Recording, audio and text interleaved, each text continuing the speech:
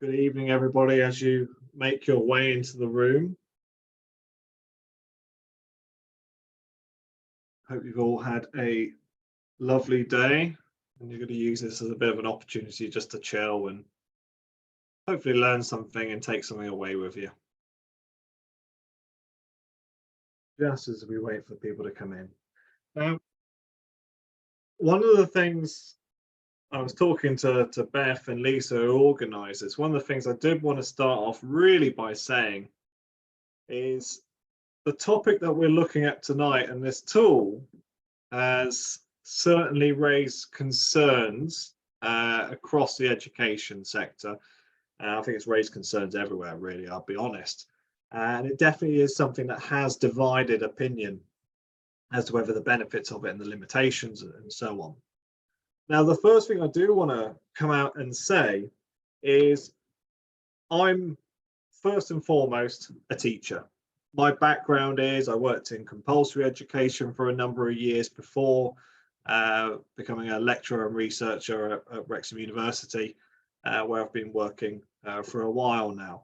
And I always put myself firstly as a teacher, as opposed to being an IT specialist. I'm not an IT specialist. Really, I'm an English teacher who has an interest in IT. So a lot of the things I'm looking at tonight and talking about will really come from the best interests of you as educators, hopefully making you a little bit more aware as to what the tool is and how we can use it, and really how we can utilize the technology to help us become more efficient, create innovative and creative ideas for our classrooms, and most importantly, support the stakeholders of our setting, our students, other staff, and the local community. So for me, that's always been my number one priority in this. I don't normally do that disclaimer, but I thought I'd make it a little bit clear for tonight. Now, as with anything, for those who have been to these sessions before, what I normally do is on one screen, I will have the tool I'm talking about, and I'll be kind of going through a series of different things that we can use. But I am quite open to feedback and discussion. So if you do have any sort of questions or ideas, or if you go, oh, but can it do this or could it do this? Please pop them in the chat box or the Q&A box. And if I can address it right then, I'll address it, or I'll just try and fit it in at the end. And I'll try and fit about 5-10 minutes at the end for a Q&A where we can explore a little further. Now, the other thing that I know I am prone to is talking far too fast, especially if I get excited with an idea. So if at any point you would like something repeated or shown again, please just drop a message in the chat box and I'll be more than happy to repeat and go through those elements. Okay, so let's begin. So first and foremost, hopefully if Beth or Lisa could give a thumbs up, hopefully you can see my second screen. It should say introducing ChatGPT. If you can see that, one of you, yeah, fantastic, good. So tonight we're looking at ChatGPT. Now ChatGPT, in a very, very simple way, is an AI tool in which information from the internet has been fed into it. This is the simplest way. And what ChatGPT does through conversational analysis and through looking at everyone's questions, everyone's answers, and utilizing what's available on the internet, it has been able to provide support, guidance, ideas, lots of different information. And we can utilize this to help develop and create things. What I'm looking at tonight is I'm going to be going through things such as literacy, which I think it's really strong with. I'm going to be looking at some mathematics with it. I'm going to be looking a little bit at IT and some of the things that we can do from it. So when you go onto ChatGPT for the first time, click on Try ChatGPT and you set up an account. I just use my Gmail for the account. It's nice and simple. Again, everything I'm looking at tonight is going to be off the free version, not the Chat Plus version, which is $20 a month, which is what? I know looking at inflation now, it's probably about £25. But what you see here is your main screen. Now, on the basic screen, you will see this black bar down here on the left is where we have what's called our new chat, our conversations. I'll come back to why that's useful. And here we have our main conversation screen. Now, the difference between ChatGPT and say something like Google's search engine at the moment, Bing AI is another thing we'll look at, is whereas with Google it searches for keywords and phrases, ChatGPT looks at it in terms of sentence and structure and syntax and how it's all put together as to what you're doing. And you can converse with ChatGPT in a very much a similar way as you would with a human. Doesn't pass the Turing test, so IT guys don't worry about that. But we can look at it from a very simple point of view. So let's start with a literacy lesson. Say, for example, I want to teach an element of Hamlet. Now, I've picked Hamlet on purpose because I don't actually know very much about Hamlet, apart from it's about a Scottish lad. You know, so apologies for that. But I'm going to put in that send a message. I'm going to put what happened in Act 2, Scene 4 of Hamlet. And I'm just going to press return. So what it's doing right now is it's putting together my answer for me. So it's put up what happened in Act 2, Scene 4, and it's given me a very brief synopsis of that scene. It's great for me because I didn't really know what happened in Act 2, Scene 4 of Hamlet, but now I do know. Okay, so fantastic. Right, I've got to build a lesson from this. And now what I'm going to do is I'm going to start playing around with just Act 2, Scene 4 of Hamlet. Let's start to really piece it together. Now, the great thing with ChatGPT is I can continue this conversation. I'm working on just this topic. So I'm now going to put underneath on this. Based on the scene above, placed in a table the main people and the role in the story. I'm continuing this thread. So what it's going to do for me now is it's putting all the characters from that scene into this nice little table for me. This is quite useful, as like I said, I've not really read Hamlet and I want to know who these people were. So now I've got this nice little table telling me the characters and their roles in the story. This is great, but I need a little bit more. I'm starting to build this. So give me the script for this scene. I'm going to put a please there because I think it's, even though it's a computer, it's still nice to be polite. So what it's doing, there we go, fantastic. So I've got a brief synopsis. I've got my table of the characters and who they are, so I start to know a little bit more of them. And now it's putting this whole script together. Now, if we're teaching an English lesson and I want to have this, this is kind of really useful for me. I've instantly got this information that I can copy and I can put onto a Word document if need be. So it's useful in that sense. Now, it's going through this story. If at any point, if it is quite long, I can just hit stop generating. It just pauses it where it's at, but this is quite nice. So again, really useful if you want to quickly extract small bits of information or small scenes from a book. Now, the one thing I'll say with this, does it with so many different books. I've been practicing with this and I've been selecting some of the most random texts I can find in my library. And I say library, right, the bookshelf, a bit pretentious of me. And I've been kind of just picking any of them out and it's found them and it's given them to me. So here I go. I have this script. I have my characters. I have my actors. I have my brief synopsis. Nice and simple from this. Let's try to twist it a little bit more. Let's start to think about our class. So I want to teach this section to my learners. Now we can really start to play around with this. Let's start thinking, okay, I want my students to utilize this, but maybe they're not yet at the level yet to start reading out loud in a group. How can I get them to understand this topic? Okay. Now, one of the things I always loved when I was learning Romeo and Juliet as a kid was Baz Luhrmann's version of it. Even though it still had the same script, it had the characters that I could instantly relate to, and it was quite popular at the time. So let's try and play with this. Using the script above, turn this into an episode of Friends in script form that can be kind of done by a group of students. So what I've asked it to do now is to turn that episode into an episode of Friends, the popular TV show. So now I've got Joey, Chandler, Ross, and Rachel. Now ChatGPT has taken that scene, it's taken the synopsis, it's taken the main characters, and I now have an episode of Friends.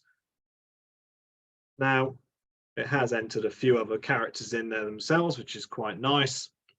But we can start to think about in our own classroom, we're going, okay, well, if I'm going to get them to understand it, maybe I'm going to print this script out for them. You may want to pick an episode of TV that's a little bit more up to date for them, whether they know that entirely. But straight away, it has taken this script here very quickly. Remember, this is done inside 7 minutes so far. We've got our synopsis, we've got our table of the main characters, we've got the actual original part for the book, and now we have an episode of Friends where Joey and Chandler and Ross and everybody. There we go. Now this is kind of good, but let's start building on it. So using the Friends script above, which character represents which from the play Hamlet? Because that's quite useful for me. Okay, so you can see how in this one it has had a little bit of a problem here. The gate, again, it's that whole thing of it's not always superb with this. So Chandler, it's not really found a direct equivalent. And there's a reason for this. If I show you another example, I'll show you why. So turn Act 2, Scene 3 of Romeo Juliet into an episode of Friends. Helps if I spell correctly. Now, what a lot of the time ChatGPT will do is when it's turning into scripts, it tries to take the characters of that story and link them to the characters of other stories. There'll be certain traits or people, and they'll go, oh, that's like that person, that's like that person. I'll show you how that's done. So again, all I've just put in there is like, make a Friends episode out of Act 2. I don't even know what happens in Act 2, Scene 3 of Romeo and Juliet, but now I will know. Okay. There we go. Fantastic. Now, I'm just waiting for it to hurry up. Now, Helen's asked a great question. Does ChatGPT offer read aloud in a French voice, reading aloud a French book? No, it doesn't do, it won't do that. But what it can do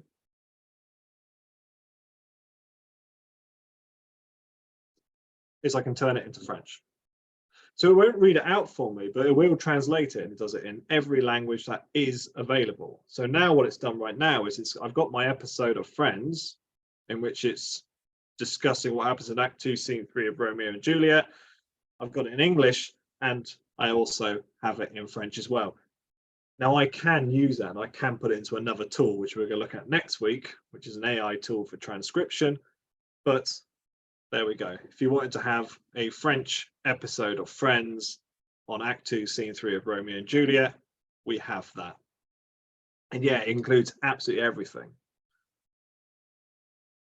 I am going to stop the generation there. Based on the characters above, why were these selected for each role from Romeo and Juliet? Again, you can make spelling mistakes, but you can see how it started to make some like kind of characteristics. Doesn't always do it. And this is again that limitation because of that cognitive side that it is missing. It will find some difficulties, but you can push it. So it's given me an answer, and I'm gonna push it a bit because I want to. What if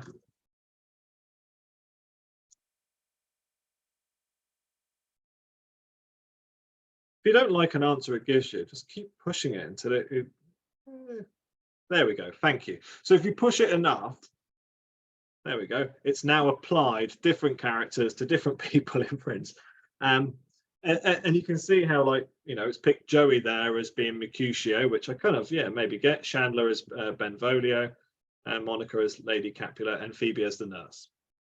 So this is the other great thing with this. If you're not happy with an answer, just keep pushing it. Just keep asking it questions. Keep building on it.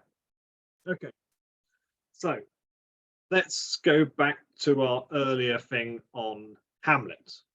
Remember, now we've got this really long discussion here. What I'm going to do is I'm going to go to a new chat, and this is what we have by the side here. So new chat. So let's go back to what happened. Scene 2, Act 3, Hamlet in 50 words. I'm going to push it to give it to me in 50 words because I only want 50 words. If you want 100 words, you can have 100 words. If you want 150, there you go. Give it to me in 50 words. Lovely. Good. So let's try something a little bit funky, a little bit different from this. Okay. What news story from the past relates to this storyline? Now, the reason I do this is sometime you can kind of, oh, okay, unfortunately it's gone to that story there, but it's kind of thinking, well, how else can I explain this episode, this story of Hamlet? Is there something that's more modern, that's kind of useful for this? And it's that finding connections. And the key thing I'd say here with something like ChatGPT is about it's pushing for ideas. It's constantly kind of going, well, you could do this, you could do this, saving vast amounts of time in research and finding and hunting and all those sorts of things. Let's find something else from this. What poems would be suitable for discussing the scene above? There we go. Lovely. So now what it's doing is it's searching for some poems based on this. And again, it's that whole thing of I'm developing a conversation with it. Now I'm starting to really build my lesson. I've got this poem, got a modern news story, got this play, I've got this Friends episode script I can really start to utilize. Okay. So using this scene, create 5 questions I can use for an icebreaker to help a group of 16-year-olds studying for their GCSEs understand the scene. Okay, so there we go. So now it's making these lovely little questions that I can start to use as an icebreaker. We're building ideas, and we're doing it all off this one scene, the scene that I've not read. These are good, but let's develop and push it. Okay, so let's say turn these questions into Welsh. Fantastic. Okay, so now it's going to translate it into Welsh for me because I want to have it bilingual. I want to have that access for people. Those of you that are Welsh and speak Welsh or can read Welsh can tell me if that's actually any good. Pop it in the chat box, would be quite good. I'm really only good at place names, mountains, and phrases like Bendigedig. So, but it's at that speed that we're doing it. So now I've got my questions, I've got my scripts, I've got my storyline, I've got my news article. let's start to think of some other things. Okay, so create a matching game in a table for the characters and the roles in Hamlet. Pick only 6 main characters.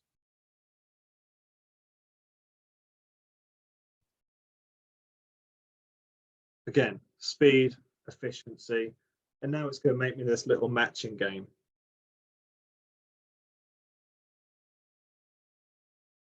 There we go. Again, it's another thing. I can print this off. I can cut it up, give it to the students, and they've got to mix up who is it, who's it. Brilliant. So thank you, Fran. Thank you, Beth. The Welsh was all correct. Fantastic. Good. Turn the table above to Welsh also. So, you know, thank you very much. So now it's going to make it in Welsh for me because I can do what I want and I want to make it work a little bit harder for me. Can you do it in Spanish also?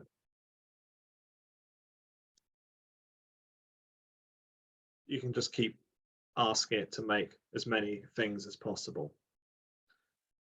So we've got our scene, we've got our story, we've got our news article, we've got our poem. We've got all these little things that we're starting to build from. And straight away we can see how our ideas as the educator, as the innovator, can use this tool to help us in our classroom. It's not shaping what we do. We still have to tell it, we still have to control it, but it helps for efficiency.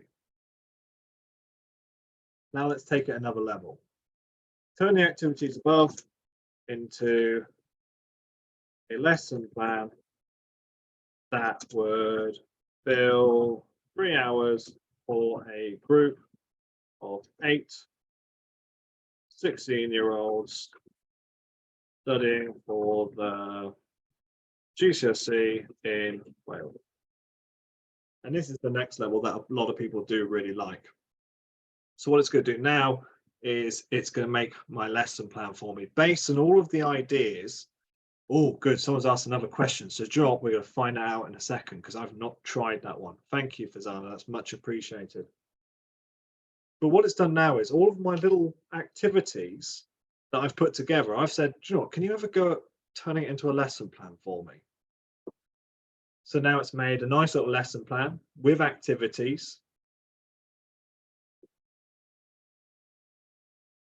Fantastic.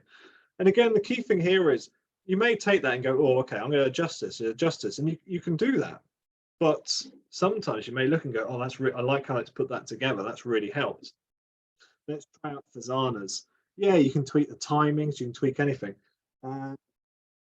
Change the lesson plan for Arabic Bengali. Let's really make it work. Let's see if it can do this.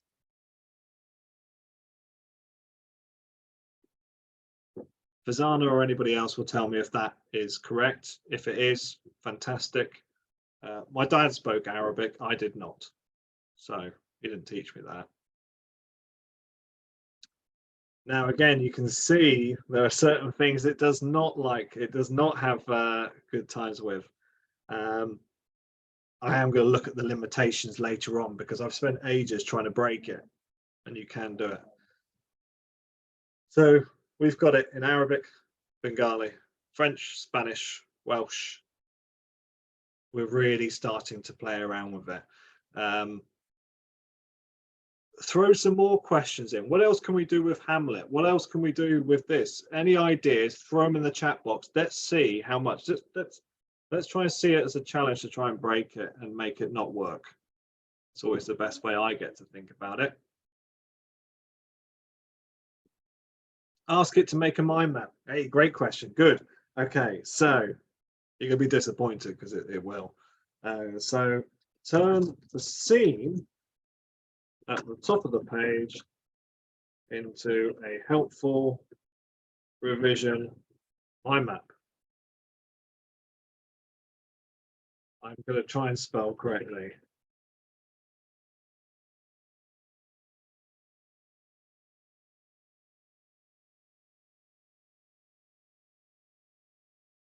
Ah, fantastic, good.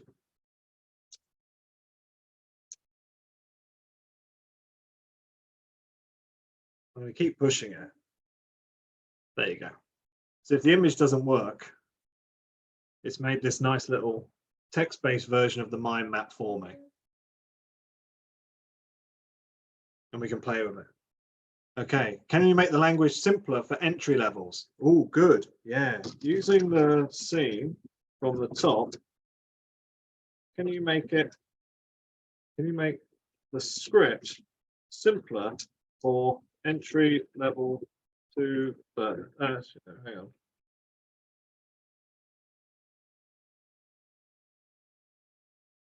I know.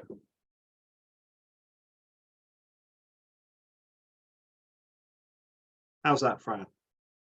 How do you save or print it? Well, we're going to get to that in an absolute second, because that's also how we can tell if people are cheating.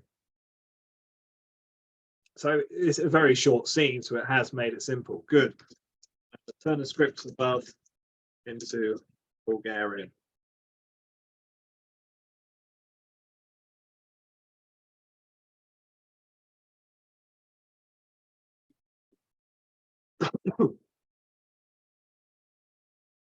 How are we doing with that, Nadia?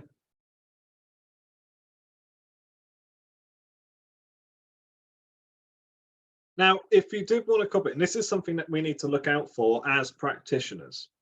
Let's say, for example, I want to take my Bulgarian script.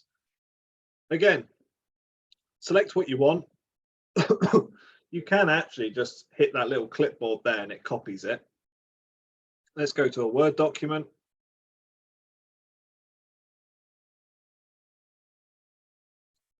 It is getting there. Now, this is also a good way where we can start to check people out, whether they're conning around with this sort of thing. Now, wrong bar. Now, what a lot of people do when they paste is they literally just do Control and V. Now, what this will do is it will alter the text, it will alter the background, and maybe there'll be some random little features in there. Now, really, what you should always do is if you are pasting anything in, what you should always do is right-hand click and keep the text only. If it's a long passage, so if I go to a longer passage, so say, for example, I'm going to copy this. What a lot of people do is they just do Control V, and you can see how there's like that grey background there. It takes the background with it as well. That's firstly a big sign that people are tea leafing it off ChatGPT. What you should do as an educator is just right-hand click and then keep text only, and it puts in its original format. Now that's exactly the same, even if you want to take, actually what I want to do is take the English lesson plan from above, put it in a table form.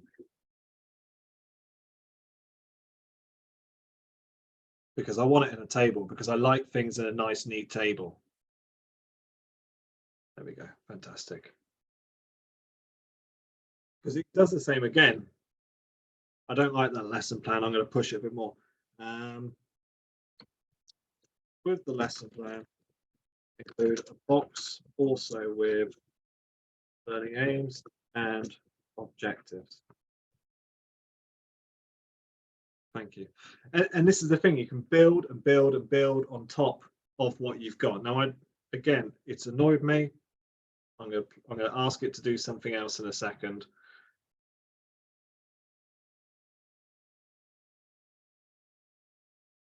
Fantastic.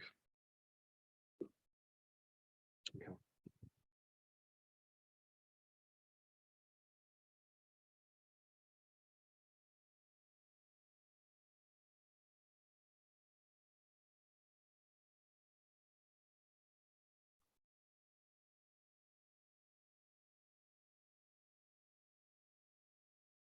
I want the learning aims and objectives at the top. Don't put them underneath. Fran, you're my absolute hero. You've asked a fantastic question. So now it's put together my lesson plan for me with my activities. Thank you. Lovely. Okay. So again, what I can do here is I can copy what I've got, go to my Word document, and I can paste it in. Now, this is again, is that big error with it. Doesn't like it. So let's look at what we have to do in this situation. Now, if you are going to put that on there, so let's go back to it. If I go to my table, what you've got to do in this situation, if you want the table in there, is you've got to copy and paste it this way. Copy and paste it, and it puts in this table that way. Now, then you've got to start playing around. You've got to start adjusting it and those sorts of things. Now, Fran asked an absolutely fantastic question. She said, can it do it the other way around and go lesson objectives to plan for? Fantastic. Okay, so let's do it the other way around. Create a 30-minute lesson, meets the following learning objectives. Students will discuss power dynamics in Hamlet. Students will assess, I don't know, students will spell check and grammar check each other's work, and students will create a new story relating to the scene. Fantastic, thank you. So this way, I've just given it the learning objectives, and it started to think about, okay, and this is the thing I really like about it, is it's given me some ideas, and sometimes I can go, okay, that's good. And I can start playing with it. Now, someone's asked a really great question. Can you include differentiation tasks? Yes. Split the lesson plan bar. A key stage 2 and key stage 4 lesson plan.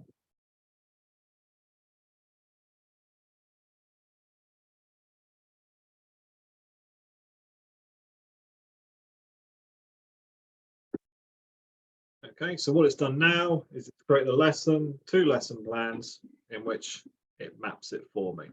So based on lesson objectives which I have made up,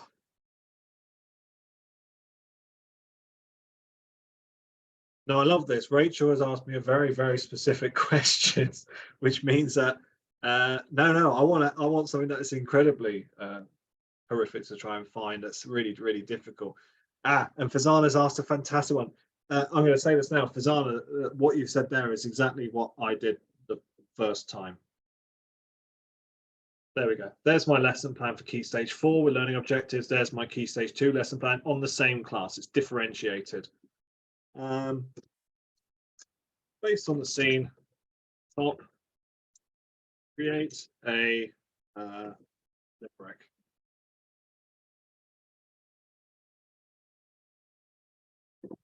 Now, this is the one thing with it. It's not great at making poems. The one thing it's not very good at is rhyming couplets. There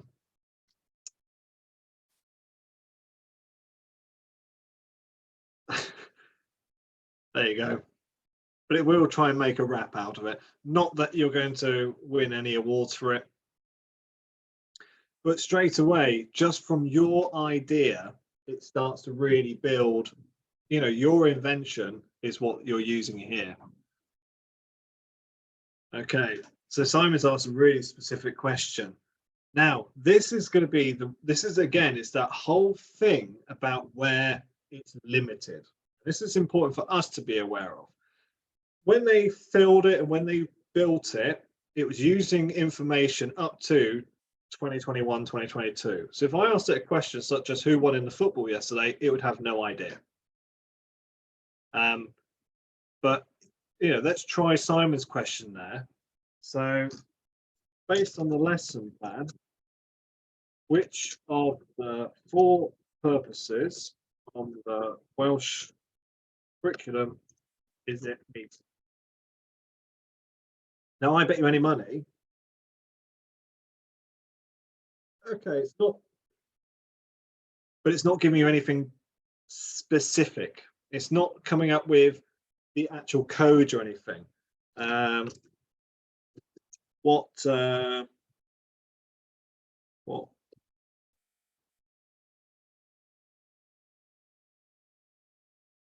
trying to think of the terminology. There we go. How's that, Simon? It can be used for any curriculum that is on the internet. If it's ever been on the internet in the entire history of the world, it's on there. So maybe that's there. Now, someone's asked a question earlier. They said, you know, can it suggest extracts to use for a particular? Now, this is again is another big limitation of this. I'm going to show you why it's a limitation. So Rachel's asked a question: can it suggest extracts based on specific topics? So, say for example, find a piece of research on. I'll put in what you typed in there.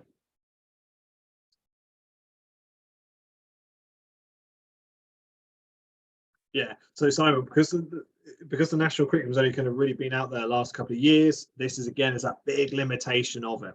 So, you know,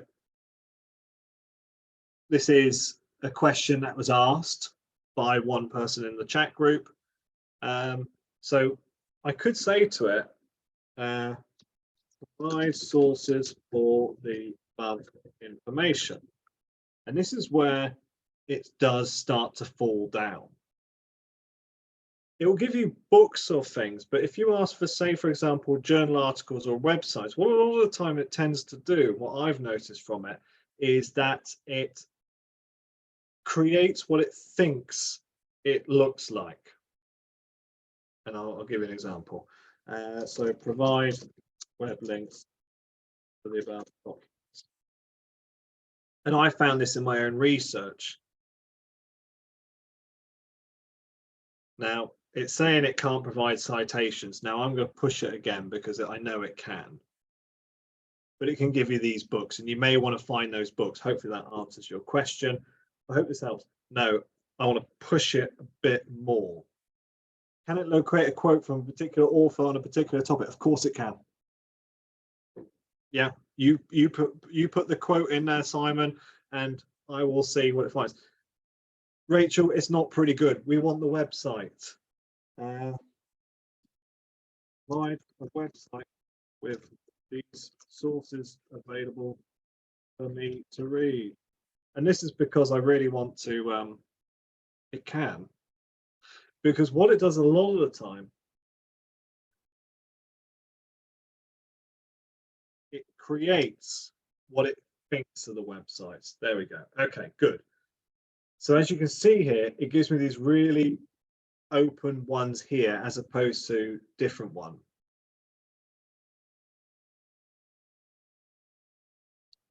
And what a lot of time it'll do is it will give you a web link and it won't work. And that's because it tries to create what it thinks a web link looks like and what it could do. Okay, so Simon's asked a question. What does say about differentiating in a year 5 and 6 class? I hope this isn't for an assignment and I'm just helping you, but there you go. So Dylan Williams in his book, and he's put it all together for you. So it's one of those things where, you know, it's once you really start to get into it, and it's about developing, this is all about conversation. How else can we do with this? Now, the one thing I like about this and what I've used it for a lot is simplifying and summarizing a lot of information. Let's say, for example, let's find a policy.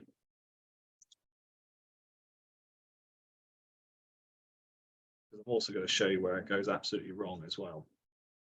One thing with reading policies is sometimes they are absolutely ginormous. But we can use ChatGPT to make our lives a little bit easier again. So let's say, for example, I've got this this article here. Not sure what it is. Okay, good. Nice big old long chunk of text. Now, the one thing I'll be aware of is don't try to put too much text in one go, because it will crash it. Unless you pay for it, I think the most you can put into it is up to about 1,000 words. So summarize the following text into 10 key points. This is maybe where it starts to crash it. There we go. So I've just chunked in a big chunk of text from policy, and it's just selected and it's summarized for me the key bits of information. This is really useful. I was using it for, I was reading a House of Commons report, which I started to lose the will to live, put it in, it summarized it, and I was still a bit afraid, so I still double checked and read the whole thing, and it was absolutely bob on. It was absolutely supportive. It really worked. How else can we use it? Well, let's take something a little bit different. Let's take something from, let's just pick a random news article. Okay, let's take this. How does English rugby? Okay, so I'm going to take this random, this news article here. Okay, so I'm going to take this big chunk of text. And now I'm going to do, take the main people from this article and put it into a table with their keys. Okay.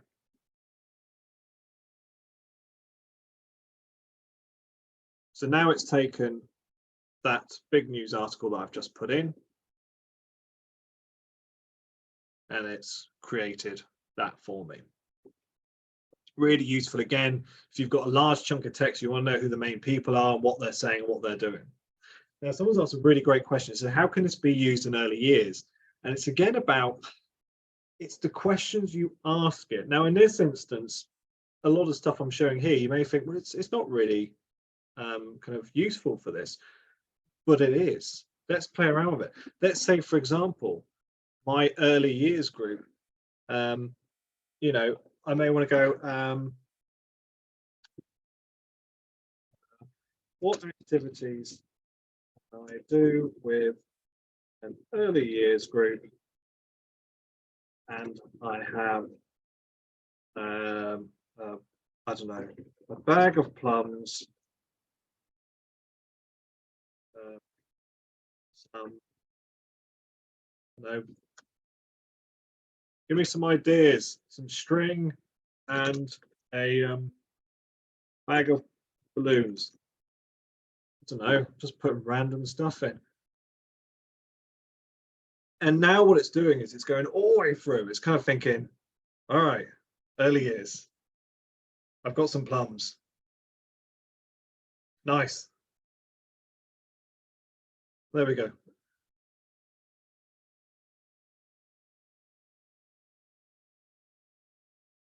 Plum and balloon sorting. There you go. But it's, you can put random stuff into it. It's up to you. You're in, this is the key thing I'm trying to get through to a lot of people, is you're still in charge. Create a newspaper article about an early years group that did activity 5 from above with great success. There we go. There we go. There's a nice little news article for you. Nice and simple. The worrying thing here, Chelsea, you asked a great question, is this is actually, if you read things like BuzzFeed, Lad Bible, all those sorts of articles, that's all they are. It's not actually a thing. Now, Helen, you've asked an absolutely fantastic question. How can you check for plagiarism? Right. There's a couple of things you can do, and it is a big worry. And I think this is where a lot of people are concerned about ChatGPT in the future. Now, there's two things here. and this is where I become controversial and everyone suddenly starts to hate me. The first thing I always say is, think about the assignments you're setting.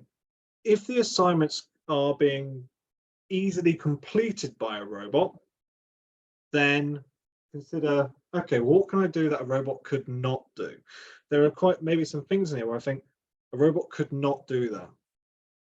The other simple thing to do, let's say, for example, let's ask it 150 words on the nature of critical realism. Okay, so say, for example, they got to write this assignment.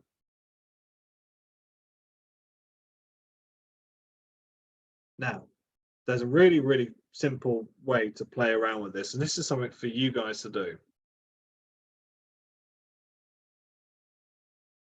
So I'm going to go backwards. Okay, so my student, they've done this bit of research. Okay, and they've put it into, they've submitted that. So again, the first thing to look at is the color and the font change, and whether it changes in size and shape, and whether it's got that light color background if they've just done a direct print. The other thing to do is copy it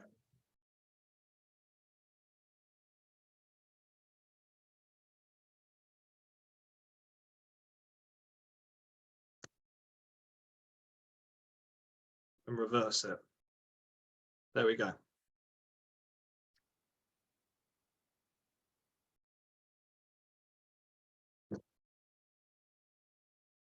Okay, well now it's sorry. So stop that. What evidence is there that this was created by AI, not a human? So actually,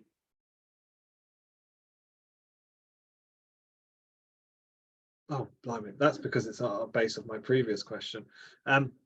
But you can reverse the work.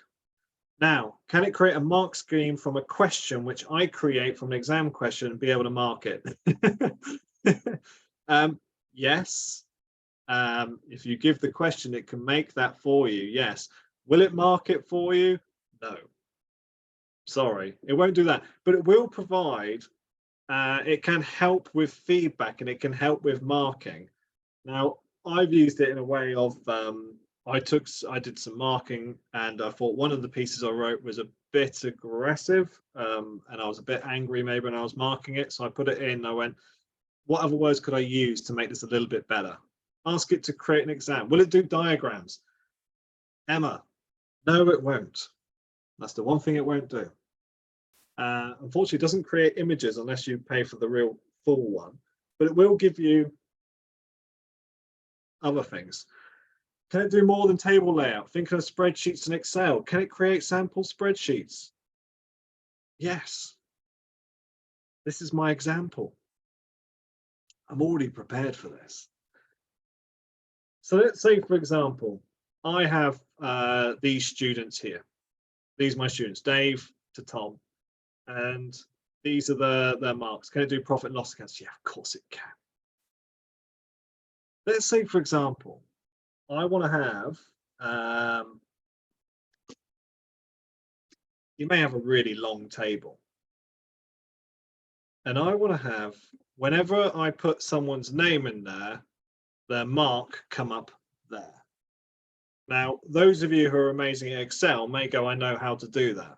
Again, if you've got a massive spreadsheet, let's do this.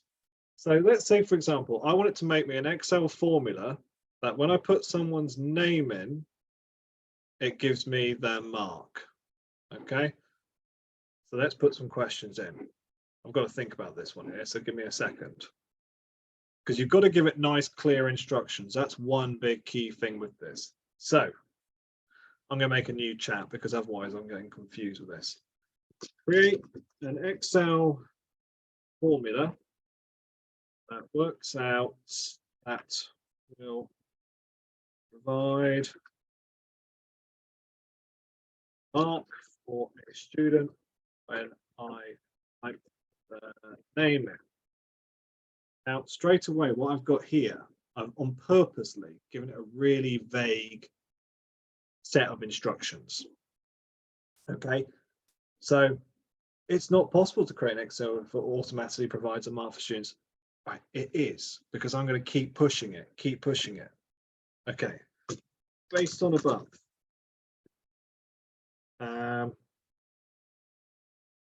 The name for the student will be in column, because this is the one thing you've got to give it exact in details. So the mark will be in H2 to H5. There we go. Got to push it.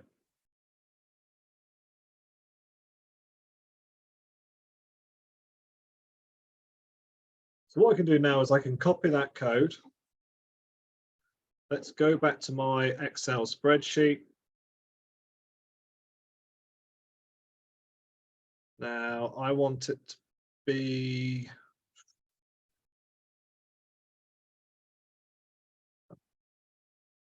put the name in there.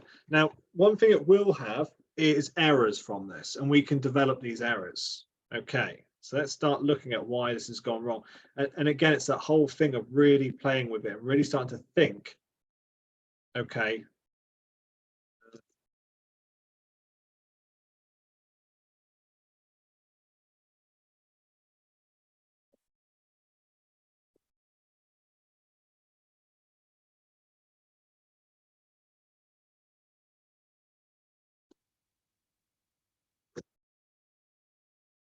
but straight away, it really starts to help. It will put these things together. It will put these different bits and pieces together. It will really start to develop it, and it will make this. It will start to put things in, so I can start to put them in my spreadsheets. Particularly useful if you really want to make a complicated one. So Matt, there you've put back profit and loss accounts. Yeah, it will. If I put in here, create a simple example spreadsheet calculating profit and loss. It will make this for me. I can then put it in, and you can start to ask it questions. It's this whole thing of it being a chat. You are chatting with something and you are developing an idea as you work together.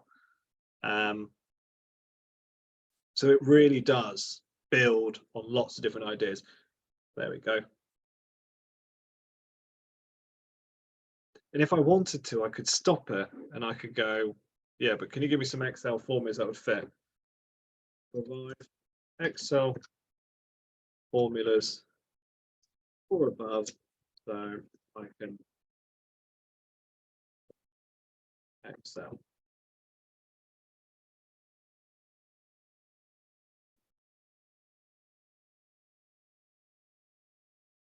Thank you very much. It will put my table, it will make it for it, but it's this whole idea of discussion and chatting with it.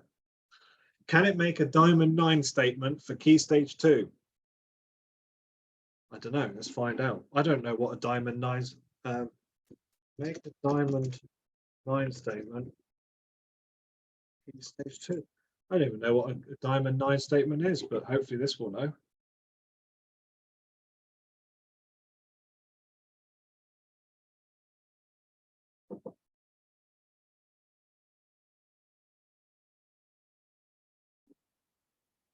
I'm not sure if that's any good.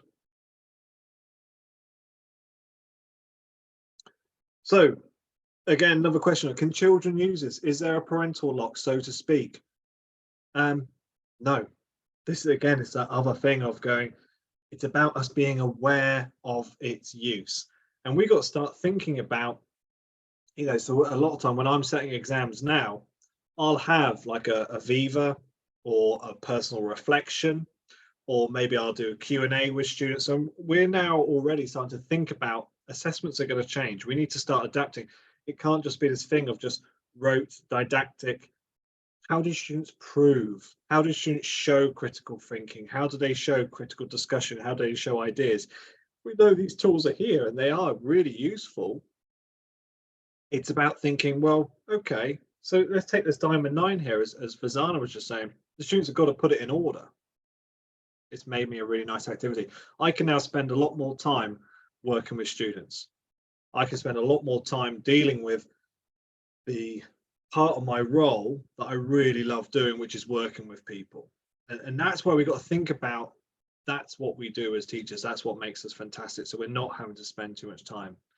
Do you think exam boards will take on board the capacity? Yes, 100,000,000%. We're already a year and a half. We've been working on this for about a year and a half, being aware of it. We have policies in place.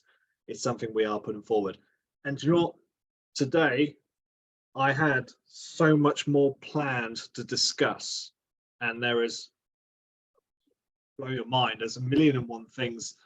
You know, it's one of those things. I think my intention in the next week's session was to look at something else, but I do want to look at its role in science and mathematics. You know, we can really start playing.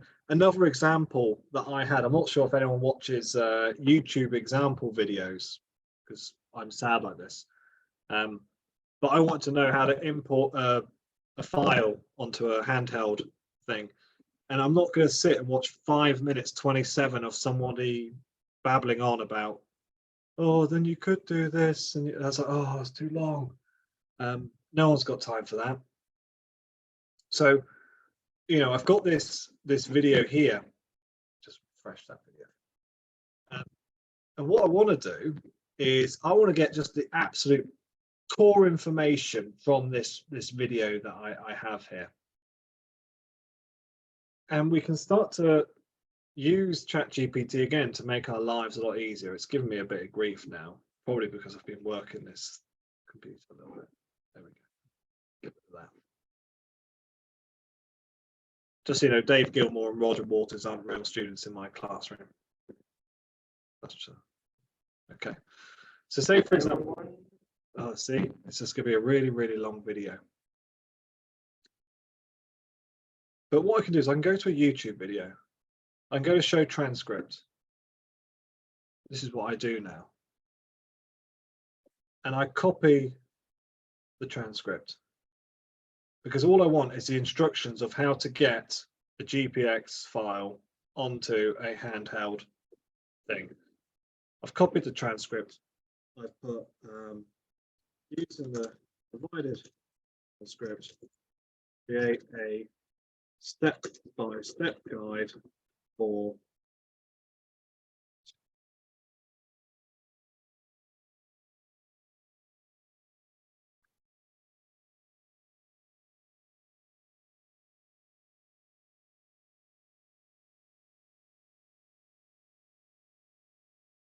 there we go. So now what it's done is it's taken that thing there. Can it create personal statements for application CV? Yes, even better. You give it the job requirements and it will make a specific CV for you that it thinks is relevant for it. Yeah, it is very, very powerful. Huge limitations. And this is the key thing to remember. It's only going to take what it thinks in the last few years. You know, the human is still needed.